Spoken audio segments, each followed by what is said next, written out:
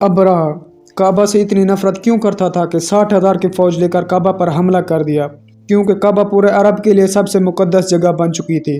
पूरे अरब से लोग आते थे मक्का इबादत के लिए, जिससे चंद लोग बहुत दौलत कमाते थे। अबरा को ये बात बुरी लगती थी कि ये गरीब मक्का वाले ना किसी बादशाह के मुताहत हैं, ना किसी हुकूमत के, फिर भी पूरे अरब का मरकज बन गए।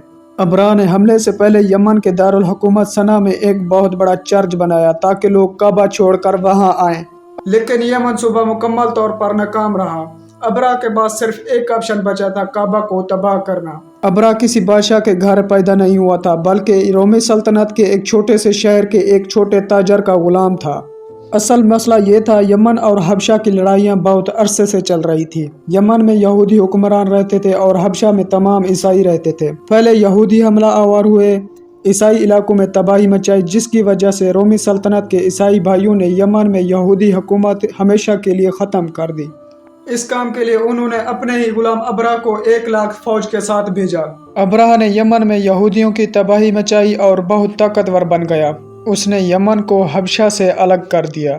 अबरा के खिलाफ एक नई फौज ने अपने ही जनरल को कत्ल करके अबरा के सामने पेश किया और वो फौज अबरा के साथ शामिल हो गई।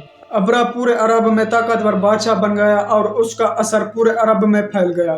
लेकिन एक चीज के अलावा, हर साल हजारों लोग मक्का तवाइफ के लिए आते थे। अबरा ने सोचा कि वो भी एक अजीम चर्च बना दे ताकि लोग वहां आएं और काबा की तरफ ना जाए। इस चर्च को दुनिया के कीमती हीरे और जवाहरात से सजा दिया गया। ये इमारत पूरे अरब में सबसे खूबसूरत और शानदार थी, लेकिन कोई भी इबादत के लिए वहां नहीं आया। सब लोग पुराने काबा की तरफ जाते रहे। अबरा की ये कोशिश मुकम्मल तौर पर नाकाम रही। आखिरकार अबरा ने 60,000 की फौज लेकर काबा पर हमला करने का फैसला किया। फौज मक्का पहुंच गई, लेकिन उसका हाथ ही रुक गया और हरकत नहीं कर सके। उसी वक्त आसमान से अजीब परिंदे आए, जिनके मुंह में छोटे पत्थर थे और फौज पर हमला करके लोगों को हलाक कर रहे थे। ये परिंदे फौज पर पत्थरों की बारिश कर रहे थे, उन्हें नुकसान पहुंचा रहे थे। और बाज़ मौरखीन के मुताबिक ये एक किस्म की वबाई बीमारी थी, जिससे फौज के कई लोग हलाक हो गए।